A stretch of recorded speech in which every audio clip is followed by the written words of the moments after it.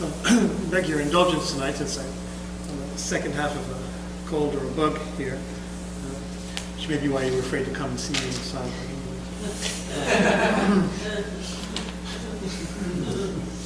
Just a month ago, I got an email from Michael Eigen, who immediately, upon reading it, I said, I've got to give a teisho on this. Now, who's he? Well, he's a longtime Upper West Side, or at least New York City, psychologist, psychotherapist, Jewish, quite old now, still very active, and quite a few years ago now, I attended a seminar of his at his home. I've stayed on his email list. So. What's fascinating about him is he's into Bion and Winnicott and all sorts of all these psychologists that I know nothing about. But as a Jew, he's also very interested in spirituality and mysticism. So one of his books is called Flames from the Unconscious. Another one, which I'll quote tonight, is Kabbalah and Psychoanalysis. But this particular excerpt he gave in the email was from his book called Faith. I was looking at it, the blurb, and pointed out that he made the same point I did in my lectures on faith this past summer here at St. Francis, that faith and belief are distinct. Faith is that thrust in all traditions, including Zen, that pushes you beyond where you are into the unknown, towards the absolute. Whereas belief tends to be the way it's concretized and systematized, and maybe a little too narrowed, into definitions, which allows you, he points out, to form a community, to have common understandings and norms, but which also can be the source then of violence, because my beliefs aren't your beliefs, their beliefs aren't our beliefs, and so it can become tribal. One of the very points I was making last year, and I certainly agree with that. So that context helps to understand some of the quotes here, which are mostly from the beginning of the book. I'd like to discuss some of the things he brings up. So it's really about faith and violence, and explosiveness, as he says. So I think on an elemental level, we humans are a pretty violent group. Now I dare you to challenge that. Just look at history, look around you. It would be funny if the scientists are right and the universe began with an explosion. Like a baby starts life with a scream. Well, happened to be reading Deepak Chopra's new book, which is now already a New York Times bestseller, You Are the Universe. And when he points out that, talks about the Big Bang and how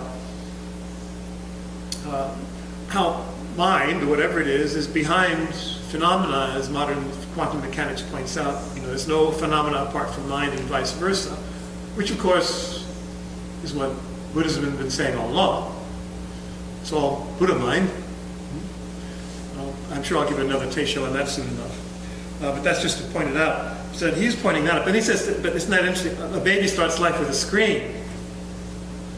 Of course, many people who talk about natal philosophy say, well, you should really have them born in a warm pool and just let them swim, and not spank them. So they don't have to start with a scream. What does the scream even mean? It means, I'm here! Right? So that's all right. It's a scream that never stops. Well, lots of trauma, right? An explosion that never stops. And we are mediators of explosive capacity. Now, there's really nothing wrong with explosion if you understand it in a more mystical sense. You get your mind blown. And as Zen points out, some schools of Zen anyway, an enlightenment experience is like an explosion. A real mystical experience is like, everything, exploding, opening up. So that kind of explosion is actually life-giving. When you're exploding all the boundaries and the obstacles and the screens, which are in the way, and then you open up to the sky, to the vast boundlessness. So, explosiveness itself is actually not necessarily a problem. It's only when it gets involved with violence, which is not the same thing. And I'll comment on that in a second. So is it surprising that destruction plays so important a role in our lives, given that we live in a universe made up partly of explosive processes?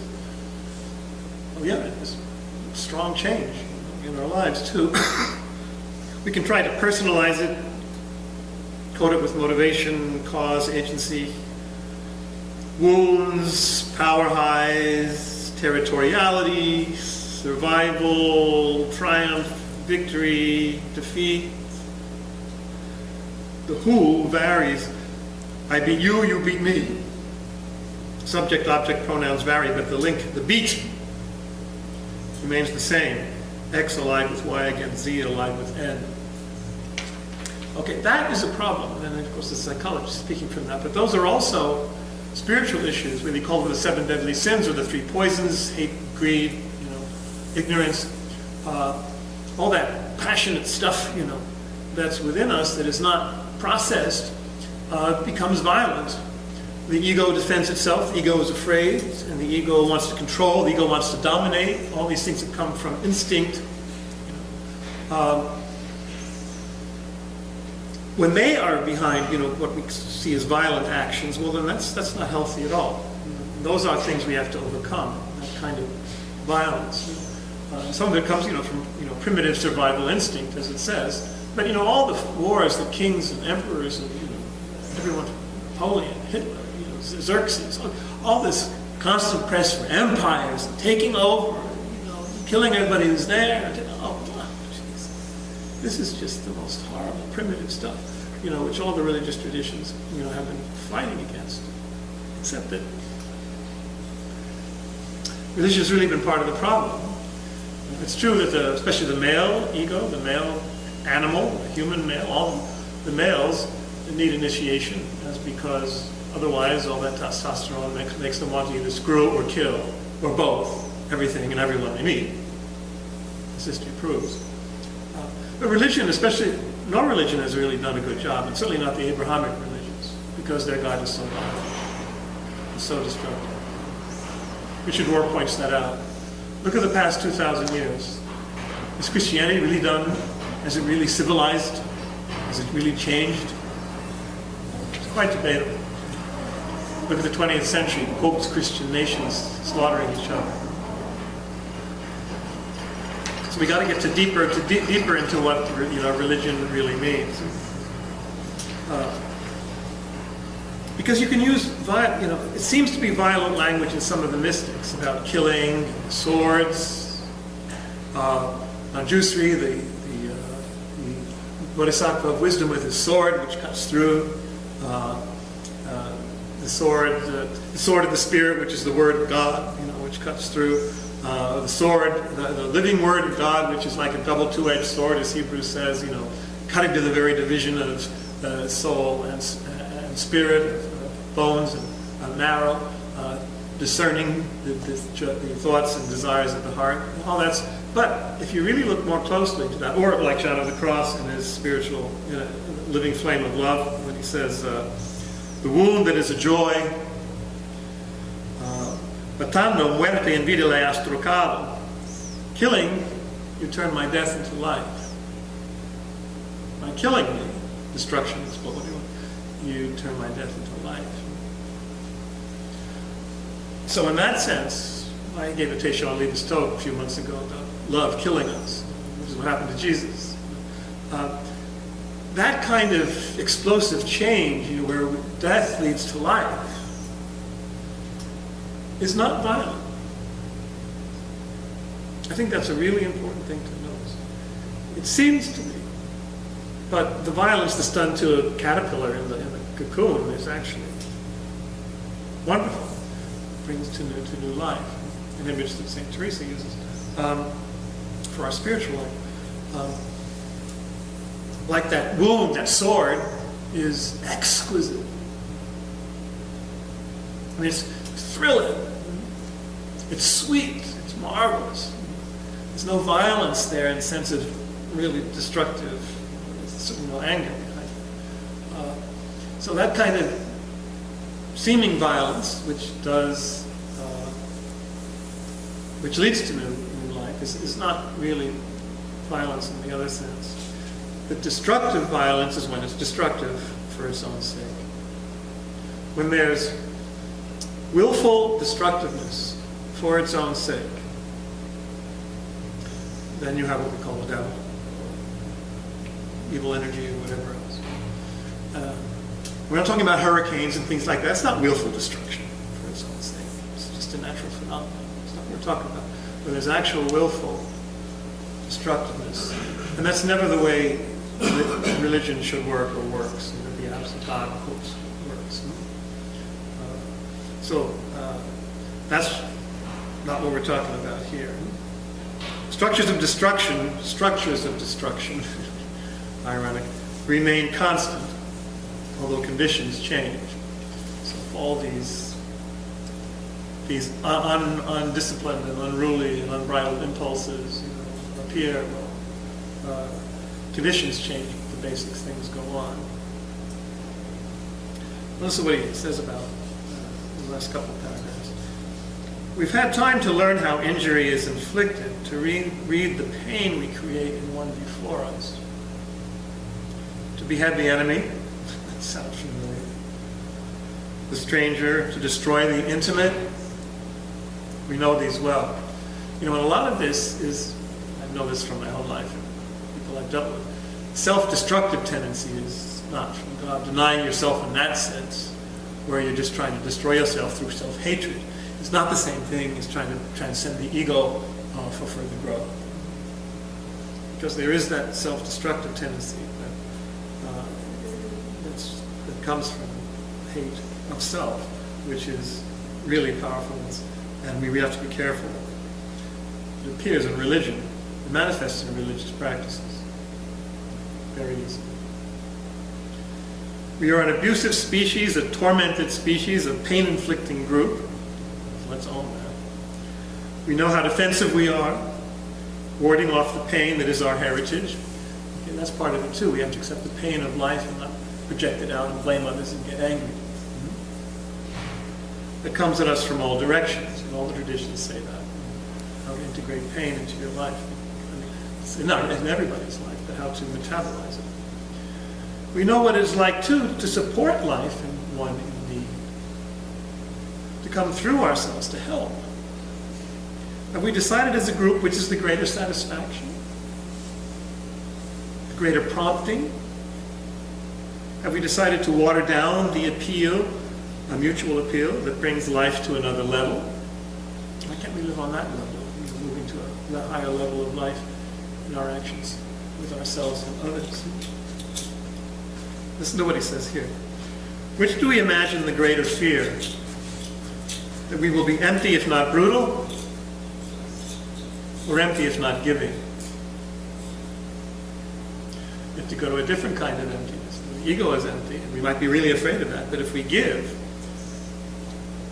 well, then it's better than being brutal. But there can be, as he says, let me finish the next sentence. We dread losing either way, as if we need both to feel alive, brutality and giving. A dependency, an addiction to the dialectics of brutality and giving.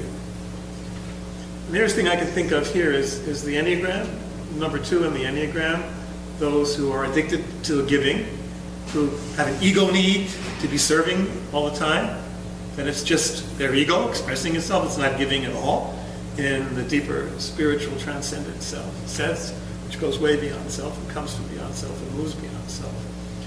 So you can have an addiction to giving as an ego assuagement, as a way of comforting your ego and building up your ego, which is, you see, certainly in the history of religious orders, there's plenty of that.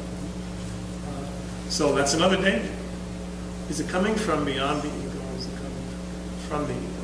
If it's coming from the ego, there's going to be violence at some point. You're going to do violence to somebody you're helping at some point, probably pretty quick.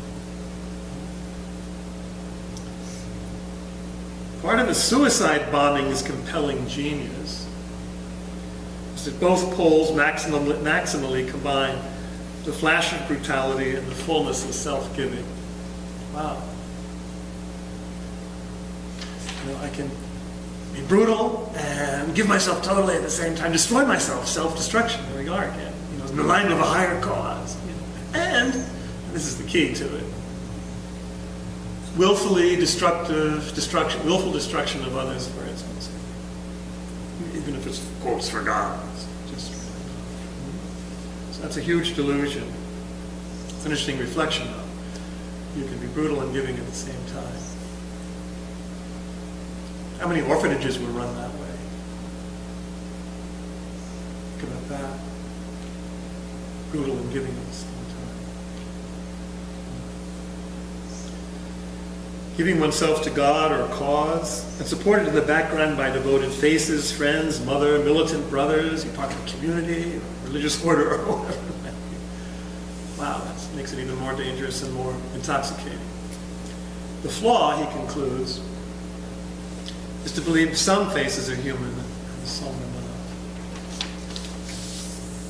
It's the tribalism coming through. Instead of the universality of seeing we're all human, we all belong to the same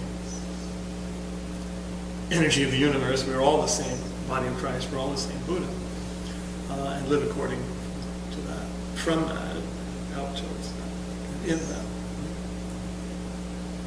So that's just a few reflections on that. The one quote from the Kabbalah and psychoanalysis is what I wanted to. He does know some about Buddhism. On one of the pages, he talks about the Kuan Yin principle, in the Bodhisattva of compassion. It says, which seems allied with faith, and a force that never stops destroying. So there's that manifestation of the compassion principle, which nonetheless destroys in the sense of moves you out of your ego and moves you to a higher level, so something has to die in the process. Kali Durga and the scarier elements of the feminine come through there, or some of the more vigorous manifestations of the Virgin Mary in the Catholic tradition. So, incessant faith, incessant destruction, in the sense of transformation. Are we saying faith encompasses destruction while destruction destroys faith? No. Are we saying we have faith in something that destroys and keeps on destroying us? In a sense, yes. Are we that destruction? Are we that faith? No. So he's given us here some ways to try and answer that. So, faith in explosiveness and destruction, yes. Faith in violence and a destructive sense for its own sake, certainly not. Anytime any religion manifests that, it's sunk back into the Stone Age before. Okay. Any reflections or reactions?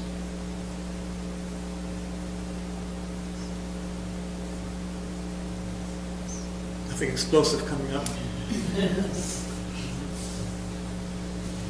So yesterday, actually, I went to New York Philharmonic. So To where? New York Philharmonic. Mm-hmm. So the first half, it's a new piece by a composer. So she explained her piece. So that piece is called Dream. Actually, tonight it's still on. So she had 13 small pieces.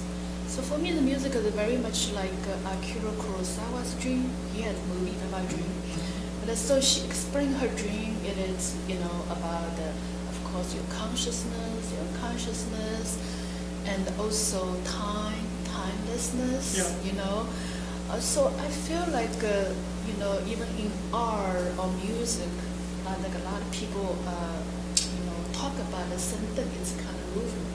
Well, I think at its best, if you want to talk about aesthetics, philosophy of aesthetics, art should be transformative at its best, not just swimming around in your own passions, which is what modern music is. But actually, it should be transformative and moving, a reflection on something that moves somewhere. At least that's my view of it. But art, yes, is one of the manifestations of spirituality. Can work, but certainly how human life expresses itself.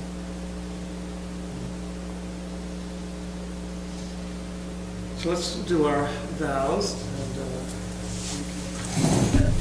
And,